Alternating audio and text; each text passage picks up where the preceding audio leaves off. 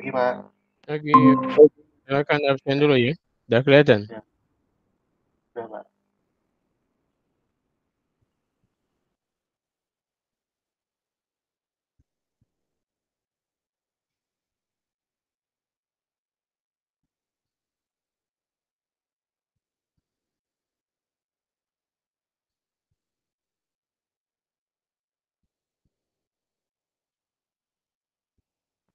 Galak, Pak, kayaknya, Pak.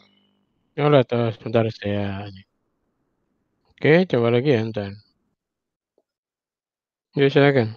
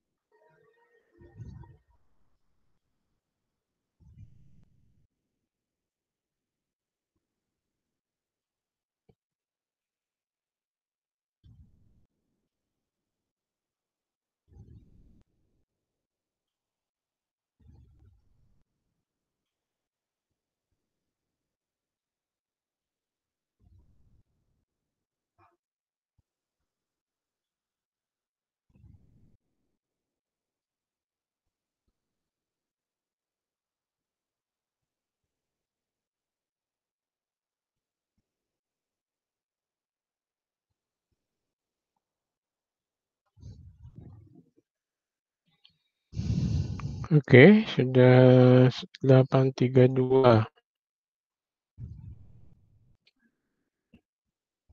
Ini nggak bisa absen ya, yang lainnya ya? Oh, baru sudah.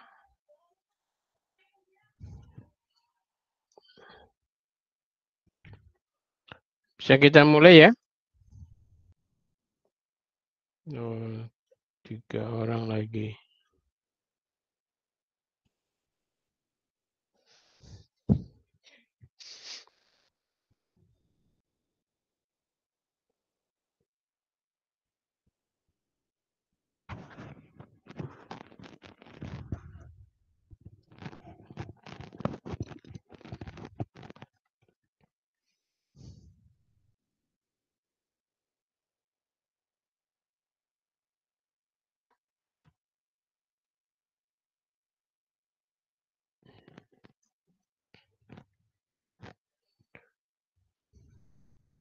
Oke, untuk sementara kita stop dulu ya absensinya.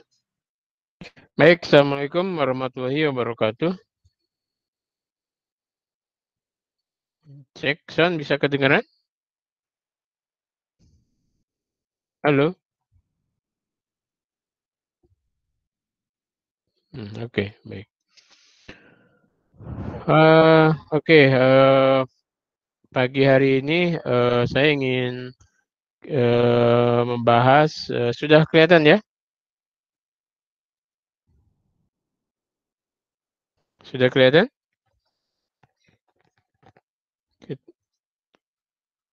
Halo? Sudah, Pak. Oke.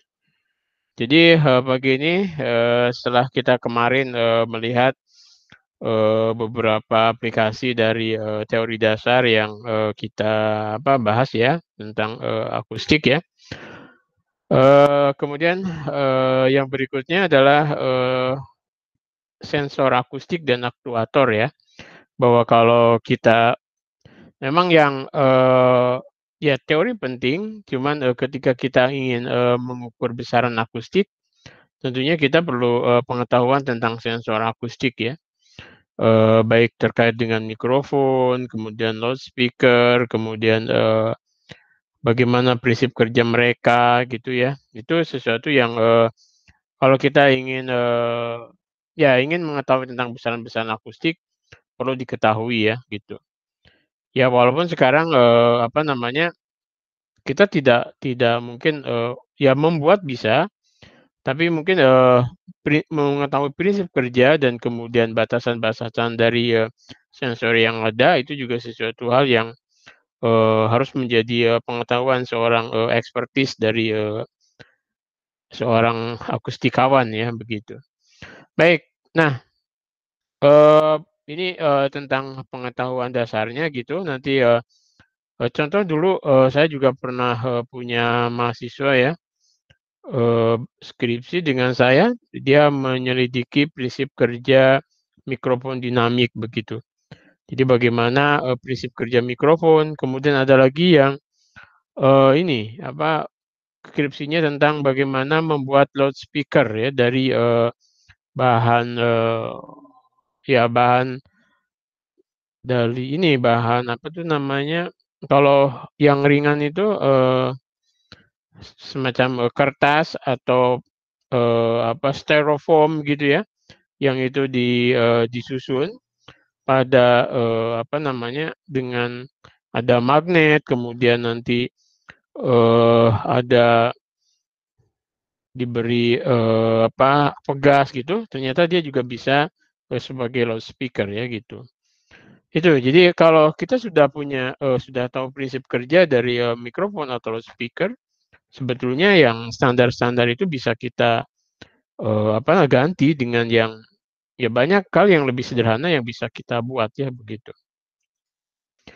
Oke baik, jadi, ya ini karena, umum mungkin ya ya kita sudah paham ini ya bahwa, akustik itu, bagaimana, bunyi dan efeknya, kemudian, frekuensi ya, dari 0 sampai 1 giga, kemudian audio, kemudian, audiosonik maksudnya ya, dari 20 sampai 20.000 hertz, ultrasound 20 kilo ke atas, infrasound 0 sampai 20 hertz, dan kemudian kita juga tahu yang namanya gelombang bunyi itu adalah gelombang tekanan longitudinal ya, gitu. Oke, nah, jadi, sebagai alat penginderaan dan aktuasi ya, gelombang bunyi telah banyak, apa namanya, ya sudah banyak dimanfaatkan ya, di berbagai bidang ya. Mulai, sekarang kan juga gelombang bunyi tidak hanya, hanya meneliti, bagaimana penjalaran, kemudian, bagaimana transmisi dan sebagainya. Nah, tapi juga sekarang, gelombang bunyi sudah banyak dimanfaatkan untuk, berbagai bidang, mulai dari, imaging ya, dari, kemudian di bidang kedokteran dan sebagainya, banyak sekali ya gitu. Nah, kemudian, penggunaan gelombang bunyi dalam rentang audible itu, kita ada, untuk merasakannya bisa ya telinga kita bisa ya, tapi juga ada mikrofon, ada hidrofon, ada sensor tekanan dan sebagainya ya. Nah, kemudian, untuk aktuasi menggunakan speaker. Jadi untuk, lebih menguatkan itu ada amplifier, amplifier ke loudspeaker dan sebagainya. Itu juga satu bidang, tersendiri ya. Ketika kita ingin mengamplifikasi bunyi, maka kita ada yang menggunakan amplifier, kemudian amplifier ada loudspeaker di situ. Nah, semuanya punya prinsip ya. Kemudian, sekarang juga ada, untuk limbah akustik ya. Jadi, loudspeaker dipakai untuk mengkonversi dari bunyi ke, listrik ya, ke elektrik. Nah, kemudian dari, limbah bunyi atau limbah bunyi itu, apa namanya, polusi, jadi polusi bunyi itu ditangkap oleh speaker, kemudian dari speaker itu diubah lagi ke listrik, kemudian listrik di situ bisa kalau ada bisa disimpan, sehingga itu juga bisa menjadi pembangkit, tenaga lagi ya, gitu. Jadi dari tenaga menjadi bunyi, bunyi jadi tenaga lagi itu, sesuatu hal yang bisa sekarang ya, mungkin itu, menggunakan ada piezoelektrik dan sebagainya ya, gitu. Kemudian juga terkait, sonar ya, termasuk infrasonik, ultrasonik di lautan ini sudah berkembang cukup banyak ya. Nah, kemudian juga, ada pengujian, bahan, pengolahan bahan dalam pengobatan juga, banyak terlibat. Sekarang misalnya, teman-teman dulu pernah banyak, yang, skripsi topiknya itu bagaimana membuat panel akustik. Jadi panel akustik itu suatu bahan yang bisa, menyerap, gelombang bunyi gitu ya. Bagaimana sebisa mungkin alfanya itu bisa mendekati satu, artinya bunyi itu diserap sehingga tidak terjadi gaung gitu ya. Sehingga satu ruangan yang itu ada penyerapnya itu biasanya lebih hening, suara bisa lebih jelas gitu karena hanya satu arah. Nah itu biasanya ada di pengolahan bahan untuk, panel akustik ya gitu. Nah ini juga terbuka sekali di kita karena kita banyak sekali, bahan-bahan baik, bahan alami ya dan sebagainya itu bisa dimanfaatkan. Nah, kalau Anda lihat juga geometri dari, suatu bahan penjerap itu juga banyak orang riset ya untuk apa, ya untuk di room akustik biar itu, ruangan tidak terjadi gema gitu ya. Bisa juga dalam pengobatan dan sebagainya ya untuk, misalnya sekarang banyak juga, musik ya dipakai untuk kayak terapi terapi karena banyak orang stres kemudian diterapi dengan, musik misalnya, kalau Anda coba buka di, YouTube ya, itu ada, musik-musik ini untuk, penenang pikiran ya, di situ ada bunyi, burung, ada bunyi hujan, ada germicik air. Nah itu kaitannya dengan psikoakustik ya, gitu. Jadi bisa untuk pengobatan ya. Jadi, bidang akustik sudah cukup luas sekali ya. Oke, nah kalau kita lihat gelombang akustik, jelas gelombang akustik itu adalah gelombang bunyi adalah gelombang elastik longitudinal ya gitu. Jadi dia itu adalah gelombang tekanan yang dia merambat ya. Jadi mengubah tekanan sepanjang rambatannya gitu kan. Jadi yang sensasi akustik yang kita dengar itu adalah, gelombang yang merambat dan gelombangnya itu adalah gelombang tekanan gitu ya. Jadi perubahan tekanan yang merambat gitu. Nah, jadi gelombang akustik menabrak genang telinga, kemudian dia mendorong menarik genang telinga untuk mempengaruhi pendengaran. Ada sensasi. Di situ ada rambut-rambut, sensor ya di cloaca dan sebagainya. Nanti Anda juga bisa cek di, bagian, bagaimana, fungsinya. Setelah ini mungkin kita lihat, fungsi telinga kita ya, biar kita juga paham bahwa bagaimana sih bentuk, telinga kita gitu ya untuk, proses kita bisa, mendengar ya gitu. Karena ternyata, yang penting itu adalah menggerakkan sensor di dalam kokea ya, bisa menggerakkan itu ada getaran, itu bisa ada sensasi musik. Dan itu tidak melulu, tekanannya itu harus datang dari luar gitu. Ternyata bisa juga dirambatkan melalui, eee, ya karena, eee tubuh kita itu, sensor yang baik, sebetulnya bisa dirambatkan lewat tulang, lewat jari dan seterusnya ya, lewat gigi dan sebagainya gitu. Nah, jadi besaran-besaran yang mempengaruhi biasanya ada frekuensi, panjang gelombang, cepat rambat dan seterusnya ya, gitu. Nah, ini juga nanti, frekuensi dari gelombang adalah jumlah variasi gelombang per detik gitu ya. Oke, ini sudah kita ini juga sudah kan bahwa, lambda sebanding dengan,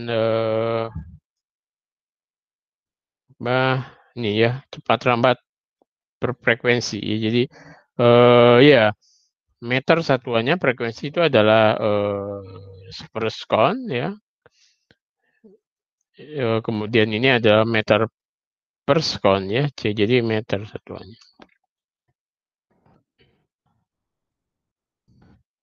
Oke, ini, ya, ini gelombang ya, konsep gelombang. Oke. Nah, jadi gelombang itu dapat berupa gelombang transversal dan gelombang longitudinal atau, kombinasi keduanya ya. Cuman, gelombang transversal yaitu dicirikan dengan arah penjararan dengan arah rambatnya itu tegak lurus ya, sedangkan misalnya pada gelombang tali, sedangkan kalau dalam gelombang bunyi itu, arah penjarahan dengan arah lambatnya sejajar ya gitu. Ini contoh gelombang tali. Nah, ini adalah gelombang akustik ya di sini. Jadi, regangan rapatan ini menjadi, efeknya adalah akustik, jadi bunyi ya gitu. Oke, misalnya contohnya dalam piston. Oke, cepat rambat, gelombang itu, jadi gelombang akustik itu bisa harus merambat di medium. Jadi mediumnya itu bisa, gas, bisa, liquid, bisa juga padatan, ya. Semakin rapat berarti, bisa semakin cepat dia merambatnya. Kalau di medium, gas itu, biasanya bergantung pada temperatur ya, gitu. Oke, nah ini ya contohnya dalam gas ya. Nah ini dia, fungsi temperatur ya. Jadi di, udara, kemudian ini di air, dia Anda lihat semakin, rapat, semakin, cepat dia merambat. Logikanya ya karena kalau semakin rapat, berarti antar molekulnya semakin dekat. Padahal kan yang dirambatkan energi, sehingga perambatannya itu adalah, perambatan jadi bunyinya itu bisa lebih cepat ketimbang gas yang jauh ya kan, sehingga saling transfernya akan jauh juga, gitu. Nah, kalau secara teori kan gelombang, bunyi itu kan dilambangkan seperti ini kan, jadi gelombangnya bisa juga sinusoidal, itu gitu. Jadi ini P adalah, kalau ini amplitudo ya dari, gelombang tekanan ya, gitu. Ini bisa fungsinya sinus dan kalau ada persamaan seperti ini menunjukkan bahwa gelombang sinus yang dia menjalar ya, dia karena baik posisi maupun waktunya berubah, sehingga dia adalah gelombang berjalan. Yang kalau di sini kan, menjalar ke arah sumbu X ya, gitu. Nah ini amplitudonya, nih. Oke. Nah ini yang penting ya bahwa gelombang itu adalah membawa energi gitu. Ini yang harus, Anda selalu sadari bahwa kenapa kita ingin mempelajari gelombang akustik, ya karena gelombang akustik adalah, dia membawa energi. Kalau membawa energi, berarti dia membawa informasi kan gitu. Jadi sesuatu yang membawa energi, itu mesti dia membawa informasi, yang informasi itu bisa kita ekstrak tentunya. Nah, cara mengekstrak informasi atau energi itu macam-macam ya. Kalau misalnya, gelombang bunyi kan kita ekstrak menjadi, bunyi ya misalnya. Kalau dia juga bisa kita ekstrak menjadi gambar. Contohnya adalah dalam, teknologi, imaging, jadi ultrasound imaging, eee, bahan apa namanya, material atau jaringan yang memancarkan gelombang ultrasonik itu, kemudian ditangkap ya dengan detektor misalnya, kemudian kita lakukan konversi inversi ya dengan, MATLAB atau, dengan software lain begitu, Imagy dan sebagainya. Nah, si sumber-sumber itu bisa kita gambarkan, apa namanya, tisusnya, jaringannya, sehingga orang bisa melihat, apa namanya, image dari, bahan yang, tanpa kita harus, membelah bahan itu. Jadi subsurface. Jadi kita bisa melihat, organ dalam tanpa harus kita, membelah dulu ya. Tapi dari informasi, pantulan akustik yang setelah kita berikan kemudian dia terpantul, dari pantulannya bisa kita ekstrak dengan, software tertentu gitu, maka kita bisa membuat gambar, image dari, yang memantulkan. Nah kan image-nya itu bergantung pada besaran ya, besarnya ada koefisien serapannya, koefisien hamburannya dan sebagainya gitu. Nah kemudian itu bisa kita gambar dan kita bisa melihat, dalamannya objeknya. Ya tentunya, sekarang semakin berkembang, sekarang sudah bisa asalnya 2 dimensi, sekarang sudah bisa 3 dimensi. Artinya betul-betul, ya fungsi dari, perambatan dan sebagainya ya. Itu namanya teknologinya adalah, acoustic imaging. Jadi, mencitrakan dari, gelombang akustik yang ada. Kenapa bisa dicitrakan? Ya karena akustik itu, dia membawa membawa muatan energi, jadi gelombangnya membawa energi gitu. Nah kalau dia membawa energi berarti energi itu bisa kita, bisa kita olah ya gitu. Hampir sama juga dengan, prinsip kalau, foton ya.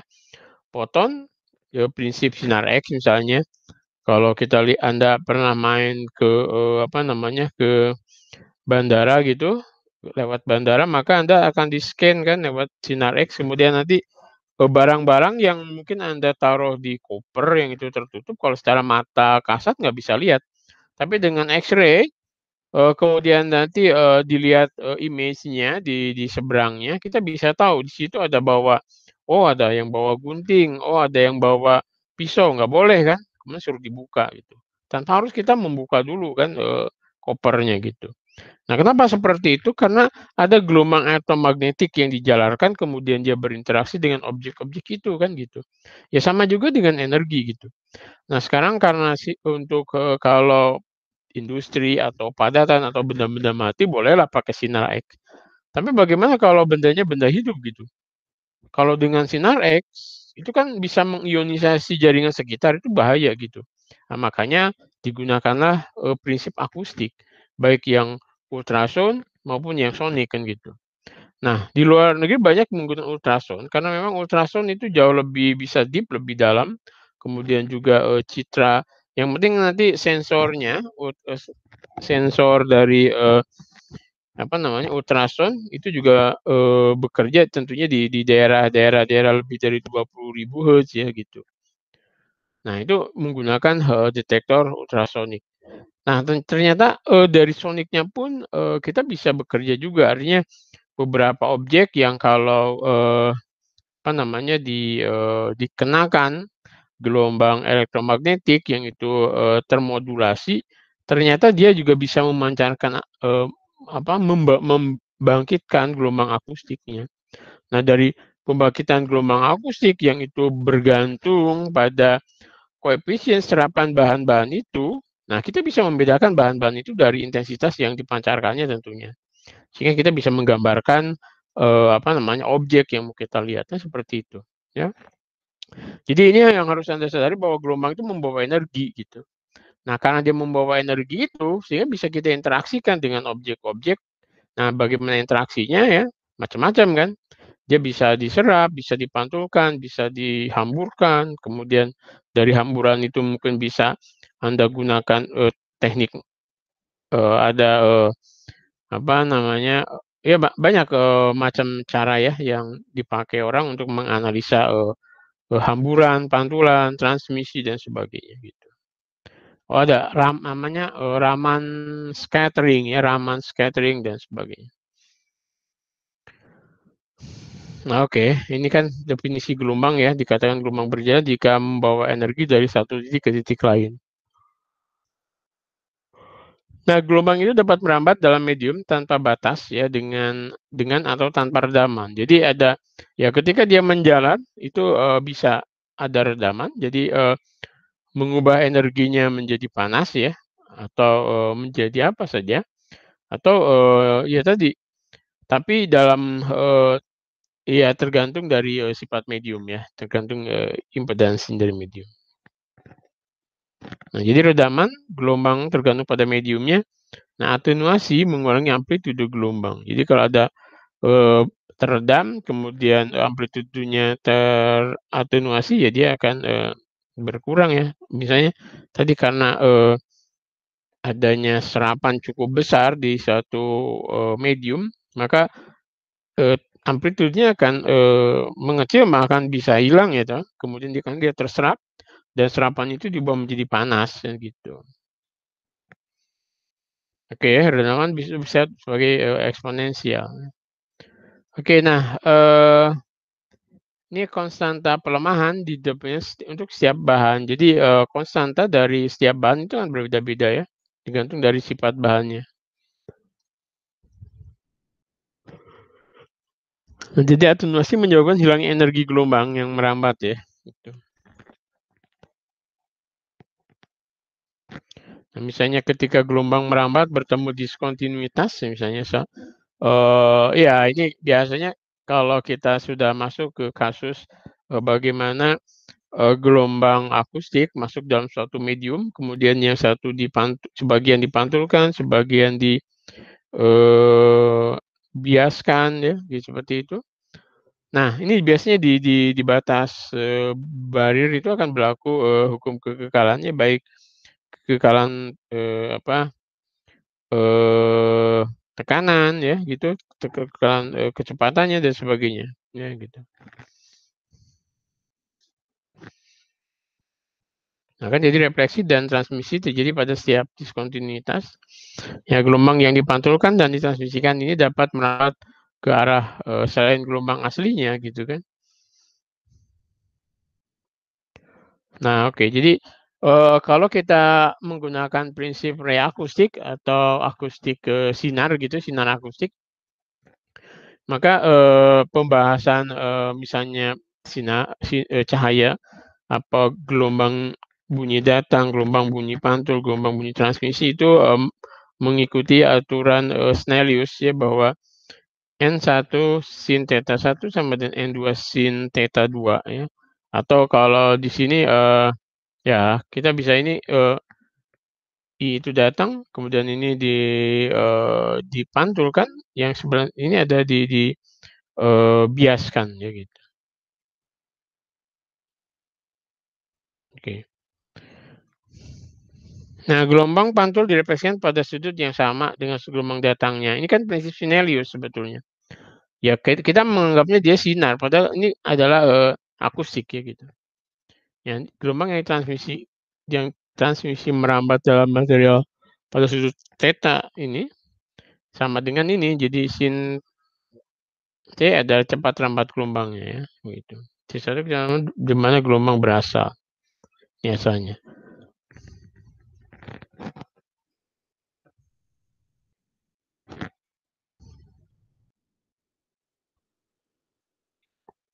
Nah, kemudian juga gelombang bisa berinterferensi ya. Nah, kemudian ada interferensi akan menyebabkan beberapa lokasi di ruang memiliki amplitude yang lebih rendah atau nol ya. Jadi gelombang akustik itu juga bisa berinterferensi ya, gitu. Jadi nanti akan ada muncul beat dan sebagainya ya.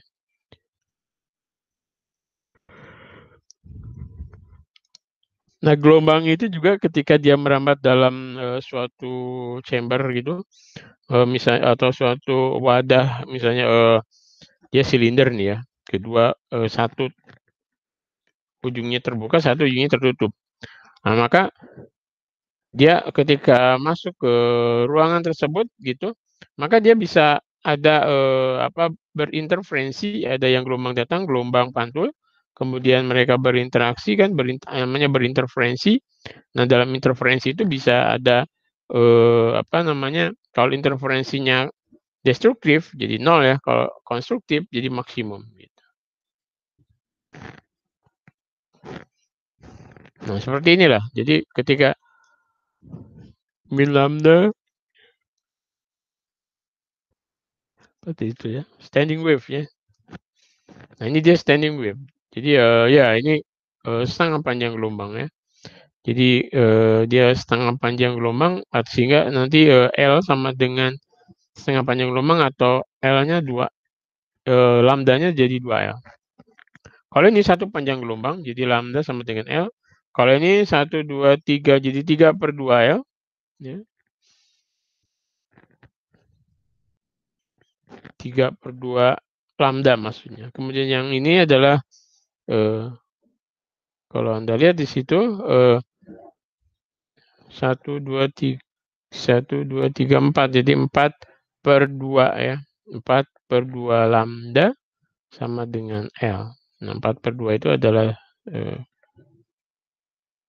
4/2, 2 jadi setengah ya, setengah L. Ini contoh paling mudah untuk gelombang berdiri ya, getaran tali gitu. Nah, jadi getaran ini pada berbagai panjang gelombang dan berinteraksi dengan udara di sekitar menyumbangkan musik yang bisa, ya kita dengarkan ya seperti jadi, bagaimana musik itu, biola atau, gitar itu ditabuh, itu kan pada frekuensi-frekuensi tertentu. Kalau frekuensinya sama semua Anda tabuh nggak enak ya gitu. Tapi kalau, yang main gitar atau main biola itu kan dia mengubah-ubah frekuensi ya. Tapi memang ada nadanya tentunya. Itu juga sudah bidang lain tuh akustiknya di akustik bidang art ya, bidang seni ya. Jadi bisa mengolah vokal dan seterusnya ya gitu. Nah, ini banyak bidangnya di situ. Nah, kalau kita pintar akustik tapi kita nggak bisa nadanya, misalnya sama ketika biola yang mainin saya, ya biolanya nggak enak didengerinnya. Tapi kalau yang maininnya Idris Hardi atau siapa gitu, enak ya gitu. Oke. Kemudian, jadi ada ya akustik juga bisa terhamburkan ya, jadi refleksi dari gelombang. Nah, impedans impedans gelombang atau impedansi akustik adalah produk dari, kerapatan dan kecepatan ya gitu. Oke, nah kita masuk ke mikrofon. Nah, ini yang ingin kita bahas ya tentang mikrofon. Jadi mikrofon, ya contohlah misalnya, ini saya juga pakai mikrofon. Kalau saya nggak pakai mikrofon agak jauh, mungkin, suara saya nggak begitu jelas. Nah, dengan mikrofon ini bisa lebih jelas. Mikrofon banyak, modelnya, ada yang mikrofon kondenser, ada mikrofon elektrik, itu macam-macam, nanti kita bisa lihat ya. Tapi yang jelas mikrofon itu adalah, sensor bunyi ya, jadi, atau sensor tekanan sebetulnya. Jadi mikrofon itu adalah mengubah, tekanan menjadi elektrik intinya ya gitu.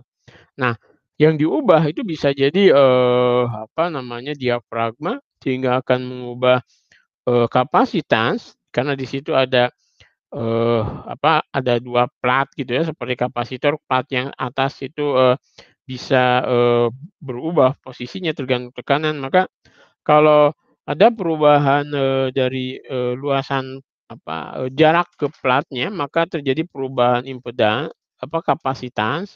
Perubahan kapasitas tentunya akan mengubah arus ya, gitu. Nah, kan kayak gini kan.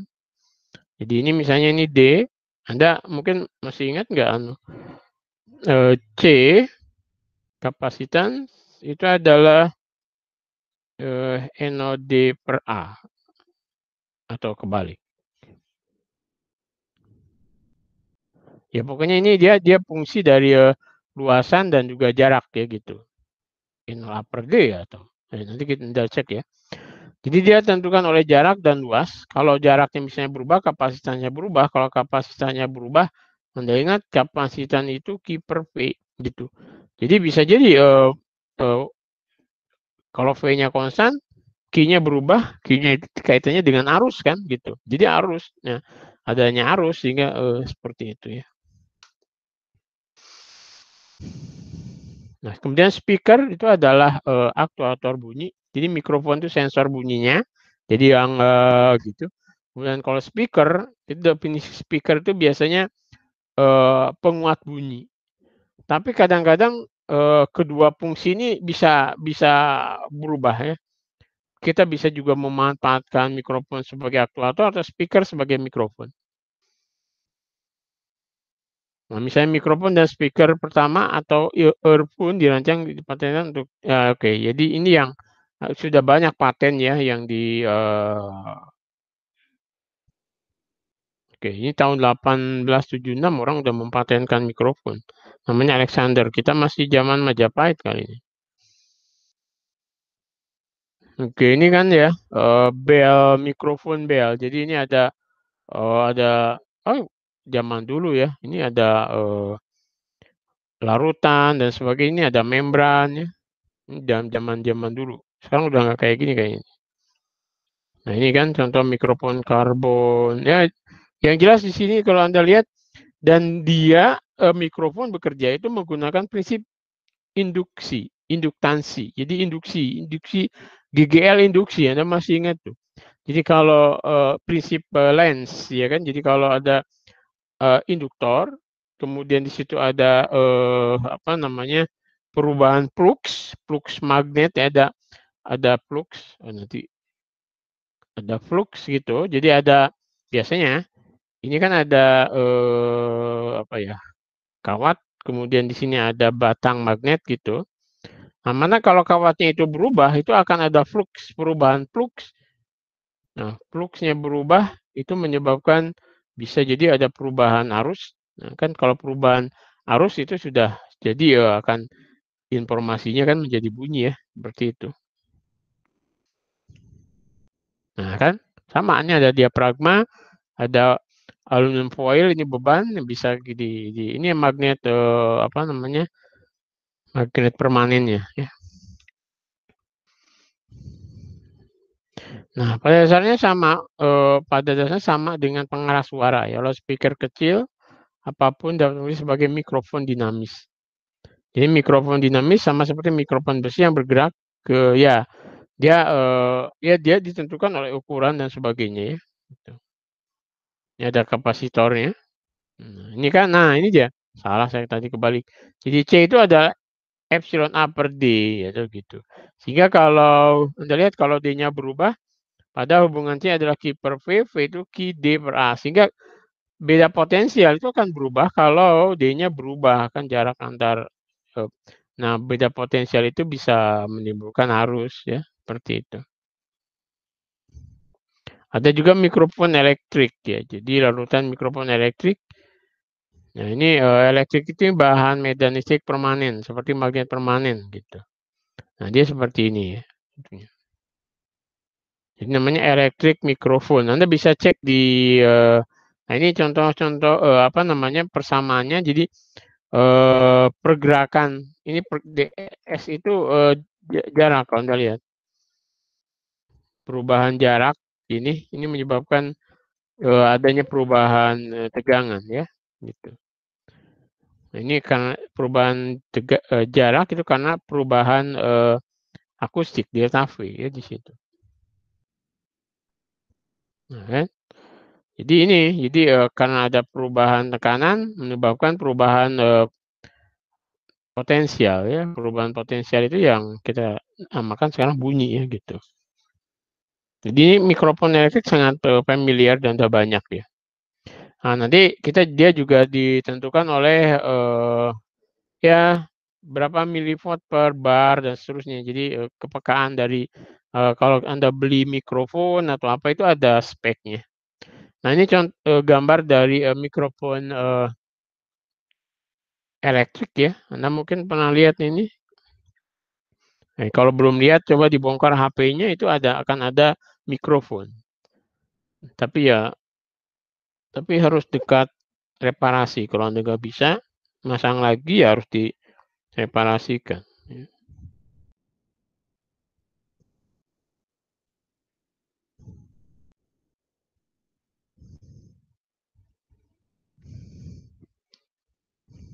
Nah ini ya elektrik mikrofon.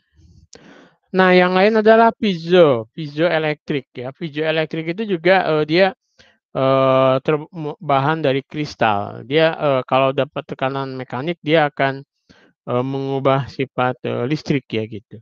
Ini banyak dipakai juga biasanya dia untuk selain bunyi itu bisa dipakai untuk piezoelektrik itu karena dia terdeformasi itu terus mengubah ini tahanan ya, akan ada perubahan tahanan dan sebagainya. Nah ini piezoelektrik ini dari bahan SiO2 silicon oxide ya. Bahannya bahan kuarsa juga ada. Nah, ini kalau Anda lihat piezoelektrik ke bahannya kristal, quartz, JNO dan seterusnya ya. Dia punya permitivitas yang berlainan. Jadi keramik dan seterusnya ya. Nah, ini piezo mikrofon. Oke. Oke, ini contoh-contohnya saja. Nah, loudspeaker ya. Ini loudspeaker nih. Ini arahnya, nah, bentuknya seperti ini. Oke, saya ingin menunjukkan satu paper dulu. Nah, ini contoh. Kalau Anda lihat nih, oh ini ada contoh-contoh speaker di sini mungkin.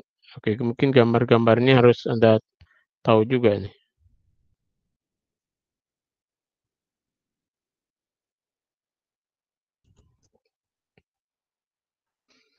Ini kan ini small loudspeaker kalau Anda lihat. Ini low frequency loudspeaker dari atas. Nah, ini low frequency speaker dari samping. Anda lihat kan? Pernah lihat mungkin speaker seperti ini.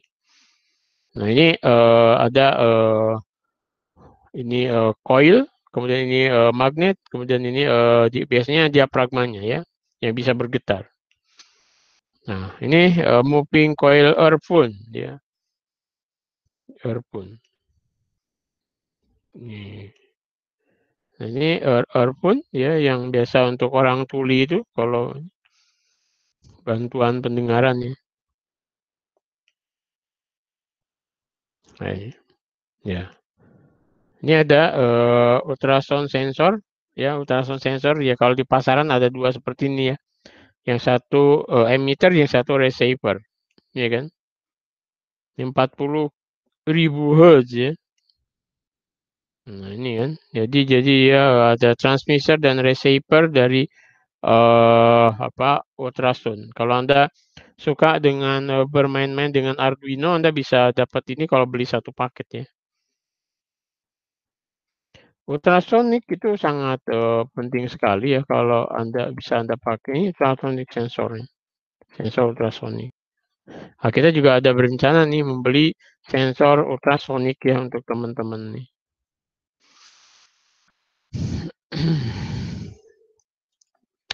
Nah, oke,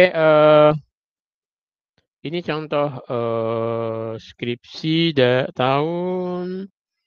ini tahun 2000, Januari 2011 ya, 9 tahun yang lalu, 10 tahun yang lalu ini. Udah tua saya. 10 tahun yang lalu saya sudah punya bimbingan ini terkait dengan analisis spesies kerja mikrofon dinamik ditinjau dari proses perubahan bentuk energinya. Nah, jadi dia mempelajari mikrofon dinamik ya. Jadi dia bongkar beberapa mikrofon, kemudian dia ukur baik jarak banyak lilitannya, ini macam-macam di sini ya. Ini ada. Nah, ini kan kemudian dia juga menguji beberapa mikrofon dengan ya menggunakan ini. Jadi ada resonator, kemudian di sini ada loudspeaker, ini function generator. Kalau sekarang bisa pakai HP juga ya. Kemudian ada mikrofon nih kan. Nah, mikrofon masuk ke komputer menggunakan visual analyzer ya. Mudah-mudahan Anda sudah tahu visual analyzer. Saya semalam itu lihat sudah ada visual analyzer tahun 2021. Nah, sebaiknya Anda bisa coba ya mendownload visual analyzer. Itu lumayan ampuh ya untuk mengganti CRO, juga ya untuk menangkap misalnya Anda ingin meneliti tentang karena kalau sound level meter, kelemahannya kan sound level meter itu hanya Anda dapatkan amplitudo dari tekanan yang muncul ya atau kita ukur gitu. Dia tidak ada informasi terkait frekuensi. Tapi kalau Anda mengukur dengan visual analyzer, selain tekanannya dapat, artinya besaran intensitasnya dan sebagainya, Anda juga bisa mengukur frekuensi bunyinya itu gitu. Jadi dengan menggunakan FFT ya, jadi fast Fourier transform itu juga muncul di situ. Saya semalam lihat sudah tahun 2021 di visual analyzer. Anda terus saja di Google gitu, visual analyzer 2021 yang software itu free, itu bisa Anda manfaatkan untuk riset akustik ya. Riset apa saja kan gitu. Bisa Anda mengukur kebisingan, Anda mengukur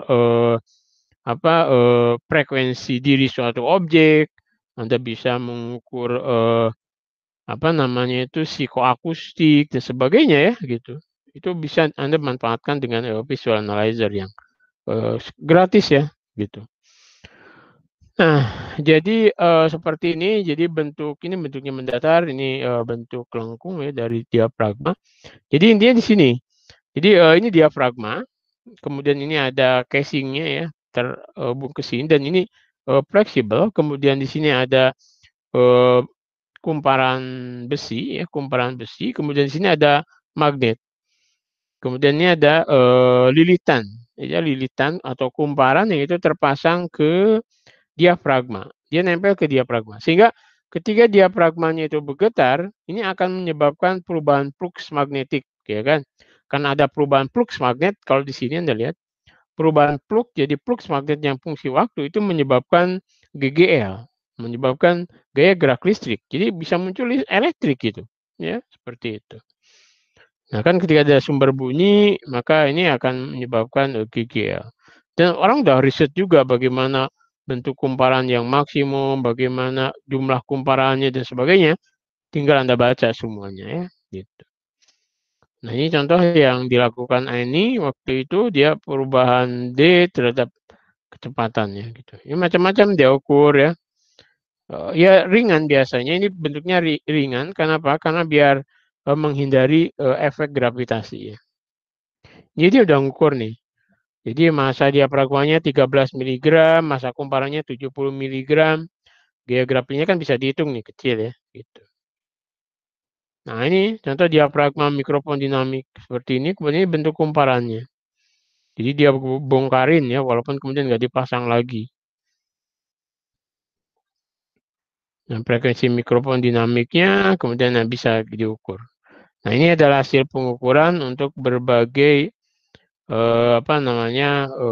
sampel ya mikrofon. Ini ada head speaker, ada condenser, dinamik, walkie-talkie dan seterusnya ya.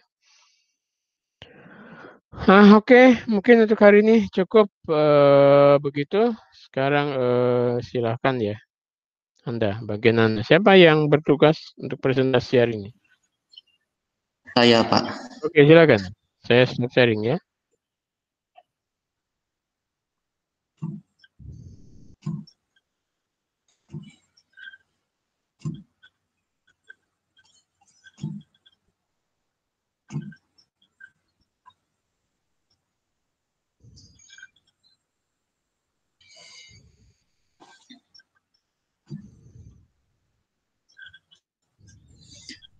Assalamualaikum warahmatullahi wabarakatuh. Nah, di pagi hari ini saya akan mempresentasikan tentang infrasound.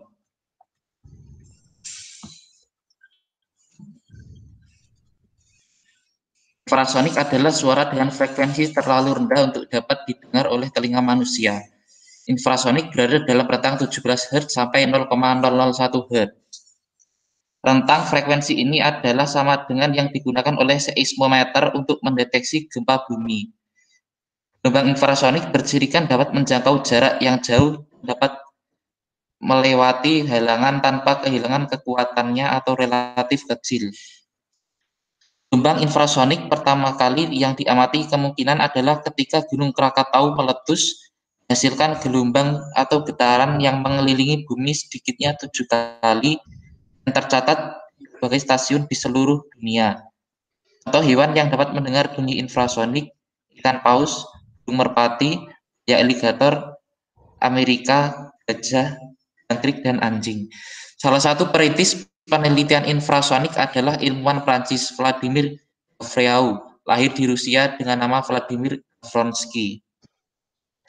Tertarikannya dalam infrasonik awalnya bermula pada tahun 1960 ketika ia dan asistennya menderita sakit pada gendang telinga serta peralatan laboratorium yang bergetar, tetapi tidak ada suara yang ditangkap oleh mikrofonnya. Kemudian menyimpulkan bahwa itu disebabkan oleh infrasonik. Sumber gelombang infrasonik ini salah satunya adalah gempa bumi. Gelombang infrasonik pada gempa bumi disebut dengan gelombang seismik. Gelombang seismik biasanya mampu dideteksi oleh hewan-hewan di sekitarnya. Hewan yang mampu mendengar gelombang infrasonik biasanya mampu untuk mendeteksi terjadinya gempa bumi hingga mereka dapat berpindah tempat lebih dulu. Menurut Iskandar 2008, orang yang sedang melamun, tenang, rileks, dan santai, gelombang otaknya berada pada frekuensi alfa. Gelombang alfa didefinisikan sebagai gelombang dengan frekuensi 8-12 Hz yang termasuk dalam range gelombang infrasonik. Dalam gelombang alfa atau infrasonik 8-12 Hz akan timbul berbagai ide serta pemikiran yang positif.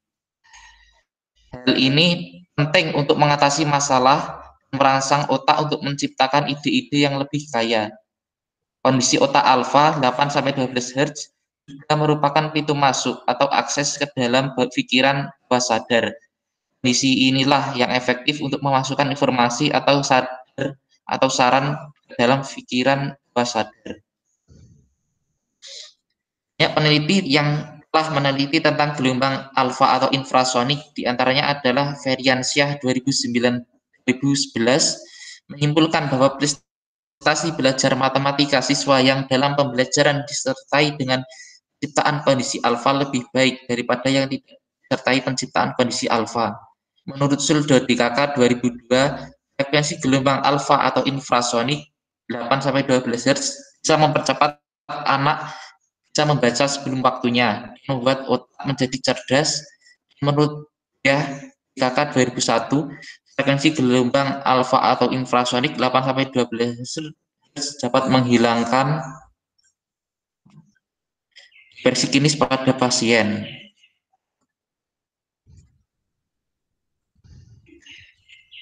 Lalu, penelitian tentang pengaruh paparan gelombang infrasonik 8-12 Hz terhadap peningkatan kecerdasan dan viskositas darah mencit merupakan penelitian eksperimental yang menggunakan rancangan acak kelompok dengan 4 perlakuan dan 5 ulangan.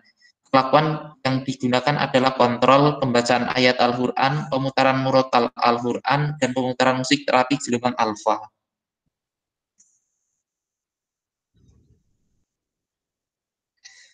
Perlakuan membaca ayat Al-Quran, murotal Al-Quran, dan musik gelombang alfa diberikan 30 menit setiap hari pada masing-masing kelompok mencit selama 6 minggu. Pengambilan sampel untuk pengamatan kecerdasan mencit dilakukan dengan langkah sebagai berikut. Hewan coba dimasukkan ke dalam labirin yang telah disiapkan. Kemudian dihitung waktu yang dibutuhkan mencit untuk keluar dari labirin dengan menggunakan stopwatch. Pengambilan sampel untuk pengamatan viskositas darah mencit dilakukan dengan langkah sebagai berikut.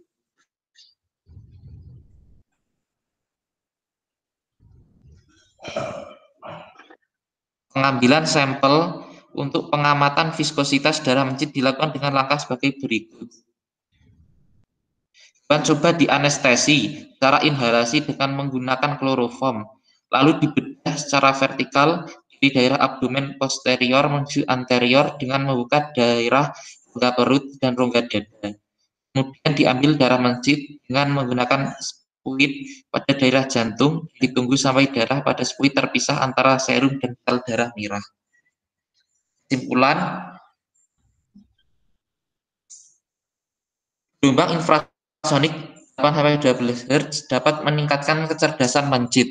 Paparan gelombang infrasonik 8-12 Hz pada mencit akan memberikan rangsangan stimulus terhadap neuron. Kemudian di dalam neuron akan terjadi potensial aksi di sepanjang akson hingga membuat glutamat lepas dari akson diterima oleh reseptor glutamat.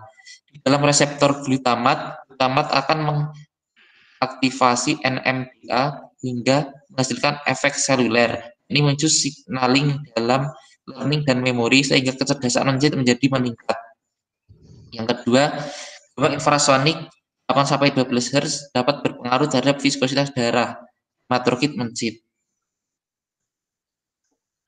Sudah, Pak. Sekian yang saya sampaikan. Oke, terima kasih. Satu hasil riset yang menarik loh itu ya. Jadi menggunakan gelombang infrasonik untuk bisa mencerdaskan. Coba kalau untuk manusia ya, mungkin bisa bagus ya. Jadi orang itu terus dipapar dengan 8 sampai berapa tadi 12 Hz ya. Menarik sekali tuh. Dicoba tuh. Ini satu bidang menarik tuh. Dulu pernah ada ini burung yang dipapar dengan frekuensi tinggi, ya bukannya cerdas tapi mati burungnya. Ya mungkin stres ya gitu. Oke, jadi banyak hal yang bisa Anda lakukan tuh ya dengan di riset akustik ini. Jadi kalau Anda misalnya lagi buntu nih, nyari skripsi, coba Anda papar ya, dipapar dengan 8 sampai 12 Hz. Konon ceritanya kan bisa menimbulkan ide-ide yang positif tuh. Anda dengerin, ya nggak bisa dengar telinga Anda ya. 8 sampai 12 Hz itu sesuatu yang infrasonik, artinya ya harus dicari tuh bagaimana cara membangkitkannya ya gitu. Membangkitkan gelombang infrasonik. Sekarang ada sih alatnya gitu. Tapi mungkin ya kalau kita sih nggak bisa teman, ya mungkin terangsang. Dia gelombangnya ada, cuman telinga kita nggak sensitif ya. Telinga kita sensitif di 20 sampai 20.000 ya. Kalau di bawah itu nggak sensitif. Oke. Oke, ada yang ingin lagi tanya sesuatu, silakan. Ada komen? Oke, kalau tidak ada, terima kasih. Kita tutup ya. Minta tolong nanti kalau rekamannya nyasar ke email Anda, di-share ya ke saya, kemudian dengan cara saya biar bisa diakses untuk ngunduh ya, atau di ownernya diganti. Oke, terima kasih. Yang belum absen siapa? Sorry. Pak. Oke, sebentar. Oke, silakan kalau yang belum absen. Oh, Pak, saya pakai satu device aja, Pak. Oh, oke. Berarti nanti manual ya. Sebentar.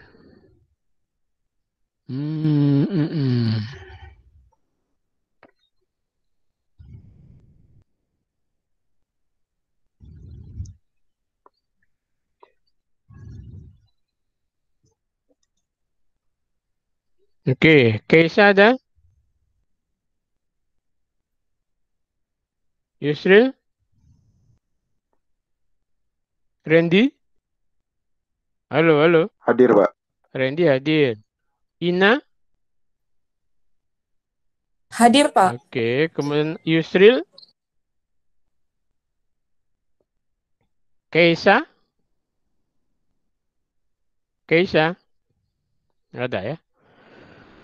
Oke, baik. Kalau gitu, kita akhiri ya pertemuan kita hari ini. Kita tutup. Wassalamualaikum warahmatullahi wabarakatuh. Waalaikumsalam. Terima Oke. kasih, Pak. Terima kasih, Pak. Oke. Terima kasih, Pak. Oke.